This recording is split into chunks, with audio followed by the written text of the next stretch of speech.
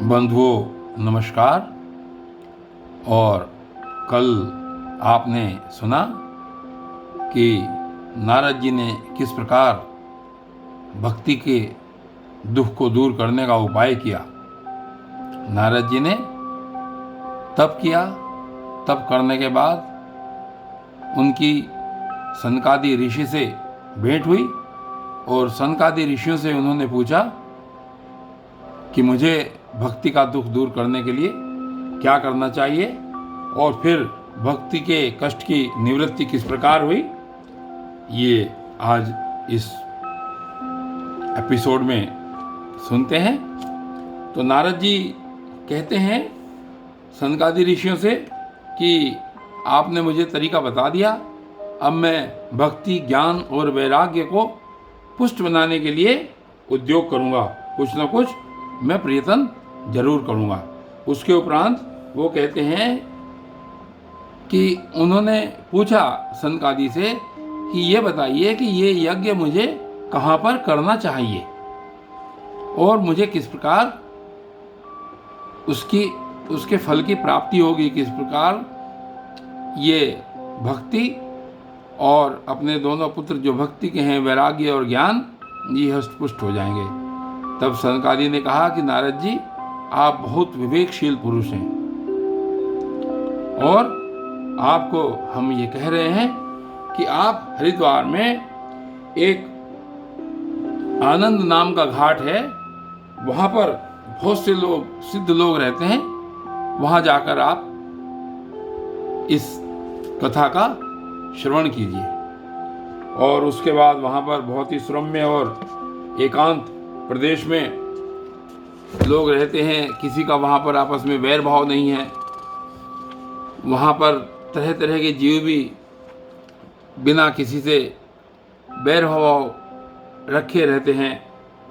तो इस प्रकार उन्होंने कहा कि आपकी जब आप इस अपूर्व कथा का वहाँ पर आरंभ करेंगे विशेष प्रयत्न के साथ में, तो वहाँ पर भक्ति आपकी आंखों के सामने ही आ जाएगी और उसके जो जरा और जीर्ण में पड़े हुए पुत्र हैं वो भी हष्ट और पुष्ट हो जाएंगे।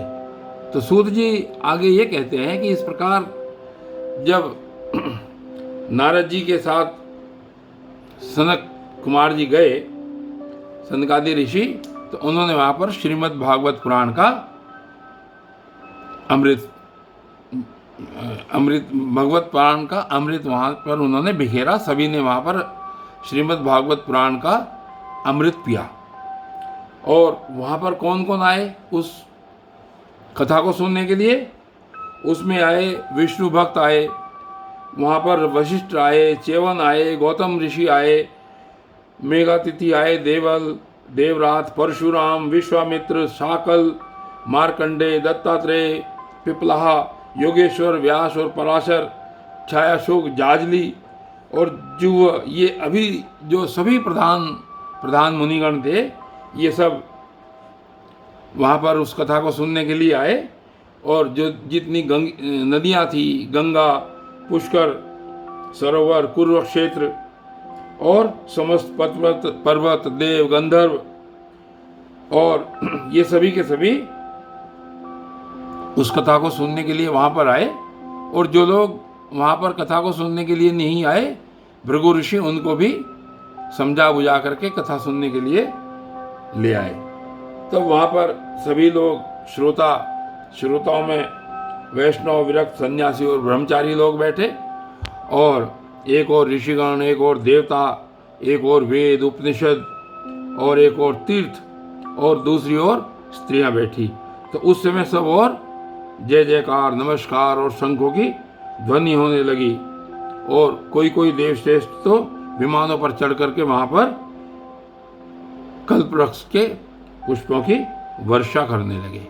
तो ऐसा वहाँ पर उस समय स्थिति उत्पन्न हो गई कि सभी लोग, सभी ऋषि मुनि वहाँ पर कथा सुनने के लिए आए।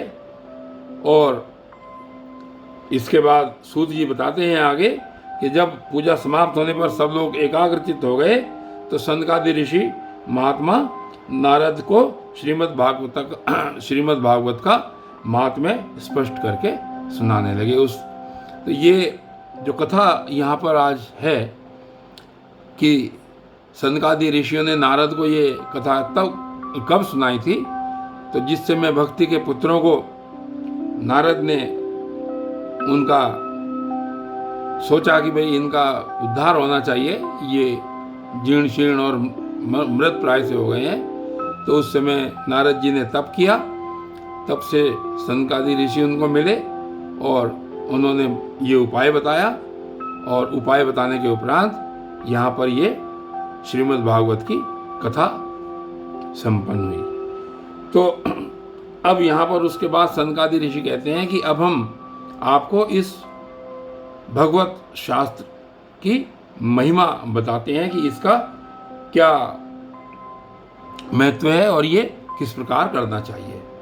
तो उन्होंने बाद में बताया कि इस शास्त्र को वैसे तो प्रतिदिन सुनना चाहिए, लेकिन इसके साप्ताहिक, अगर 7 दिनों में कोई सुनता है, अब आप लोगों ने सुना होगा कि कहीं कहीं पर श्रीमद् भागवत की कथा होती है तो वो 7 दिनों की होती है, उसको साप्ताहिक श्रवण की विधि कहा जाता है। तो उन्होंने कहा कि इस ग्रंथ में 18,000 श्लोक, 12 स्कंद हैं, और ये श्री सुखदेव जी और राजा परीक्षित के संवाद पर आधारित शास्त्र है।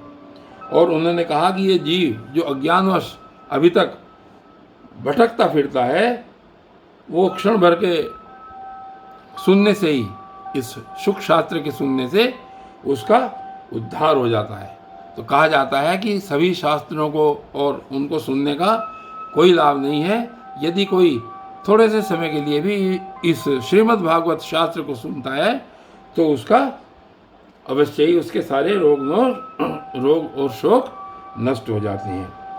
और कहते हैं कि अश्वमेध यज्ञ में और जितने हम और अन्य यज्ञ करते हैं वो इसके 16वें अंश के बराबर भी नहीं है। तो आगे इसमें कहा जाता है कि इसकी फल की दृष्टि से ये पुष्कर, काशी या कोई भी तीर्थ किया जाए तो वो तीर्थ भी इस श्रीमद् भागवत शास्त्र के सामने बेकार साबित होते हैं। तो उन्होंने फिर कहा कि ये जो ओम नमो भगवते वासुदेव नाम का जो मंत्र है, ये 12 अक्षर मंत्र है, और इसमें 12 मूर्तियों वाले सूर्य भगवान, प्रयाग और तुलसी, वसंत ऋतु और भगवान पुरुषोत्तम, इन सब में भगवान पुरुषोत्तम बुद्धिमान लोगों कहते हैं कि इन सब में वास्तव में कोई भी अंतर नहीं है। तो अर्थ सहित जो श्रीमद् भागवत कथा का पाठ करता है उसके करोड़ों जन्मों के पाप नष्ट हो जाते हैं। तो इस प्रकार यहाँ पर आज बताया जा रहा है कि किस प्रकार जो है इस श्रीमद् भागवत का महात्म्य है, और जिस दुष्ट ने अपनी सारी आयु में चित्त को एकाग्र करके श्रीमद् भागवत का थोड़ा सा भी रसास्वादन नहीं किया, उसका तो अपना सारा जन्म बेकार है। और वो पापात्मा तो जीता हुआ भी, कहा जाता है कि पापात्मा तो जीता हुआ भी मृत के समान है। और इस प्रकार यहाँ पर आगे फिर श्रीमद् भागवत की कथा का मिलना अवश्य ही कठिन है। कहते हैं कि बड़े भाग्य से ही श्रीमद् भागवत की कथा सुनने को मिलती है। और उन्होंने फिर आगे कहा कि नारद जी, आप तो योग निधि और बुद्धिमान हैं, आप प्रयत्न पूर्वक कथा का श्रवण कीजिए। इसे सुनने के लिए दिनों का कोई भी नियम नहीं है, यह सत्य भाषण और ब्रह्मचर्य पूर्वक कभी भी सुना जा सकता है। किंतु अब आगे कहते हैं, किंतु कलयुग में ऐसा होना कठिन है, इसलिए सुखदेव जी ने जो विशेष विधि बताई है वो जान लेनी चाहिए। कलयुग में बहुत दिनों तक चित्त की वृत्तियों को वश में रखना मुश्किल है, इसलिए उन्होंने कहा कि इसलिए सप्ताह श्रवण की विधि आपको मैं बताता हूँ। और मन के असंयम, रोगों की बहुलता और दोषों की संभावना से सप्ताह श्रवण का विधान किया गया है। तो जो फल तब योग और समाधि से भी प्राप्त नहीं हो सकता, वो फल श्रीमद् भागवत के श्रवण से प्राप्त होता है, और यह किसी भी प्रकार के योग से कहीं अधिक बढ़कर है। तो उसके बाद शौनक जी ने पूछा कि सूत जी, आपने ये बड़े आश्चर्य की बात कही कि अवश्य ही भगवत पुराण योग वेदता ब्रह्मा जी के आदि कारण और श्री नारायण का निरूपण करता है, परंतु यह मोक्ष की प्राप्ति में ज्ञान आदि सभी साधनों का तिरस्कार करके कैसे आगे बढ़ गया। तो उसके बाद सूत जी ने कहा कि जब, अब यहाँ पर बताते हैं आगे कि जब सूत जी ने कहा कि शौनक जी, जब भगवान श्री कृष्ण इस लोक को छोड़कर, धराधाम को छोड़कर परलोक को जाने लगे, नित्य धाम को जाने लगे, तब जो उनके मुखारविंद से एकादश स्कंद का ज्ञानोपदेश सुनकर उद्धव जी ने उनसे पूछा। उद्धव जी ने कहा, उद्धव जी बोले कि हे गोविंद, अब आप तो इस धराधाम को छोड़कर जा रहे हैं, तो आप ये बताइए कि आपके जाने के उपरांत जिस समय घोर कली काल आ जाएगा, कलयुग आ जाएगा, उस समय लोग पृथ्वी पर कैसे रहेंगे, और उनके भार से दबकर तो यह जो हमारी पृथ्वी है, इसकी रक्षा करने वाला कोई भी नहीं होगा। तब उन्होंने कहा कि मैं अपनी समस्त शक्तियां, तब क्या हुआ कि उन्होंने जब ये वचन सुने भगवान ने, तो उन्होंने कहा कि मैं अपने भक्तों के अवलंबन के लिए मुझे कुछ व्यवस्था करनी चाहिए, ऐसा भगवान ने सोचा। और तब उन्होंने क्या किया कि अपनी सारी शक्ति भागवत में रख दी और अंतर्धान होकर भागवत समुद्र में प्रवेश कर गए। इसलिए भगवान की ये साक्षात शब्दमयी मूर्ति है, और इसके सेवन, श्रवण, पाठ और दर्शन से ही कलयुग में अन्य सब साधनों को छोड़कर यही प्रधान धर्म बताया गया है। इस प्रकार कलिकाल में ये एक ऐसा धर्म है जो दुख, दरिद्रता, दुर्भाग्य और पापों की सफाई कर देता है। अन्यथा भगवान की इस माया से पीछा छुड़ाना देवताओं का भी काम नहीं है।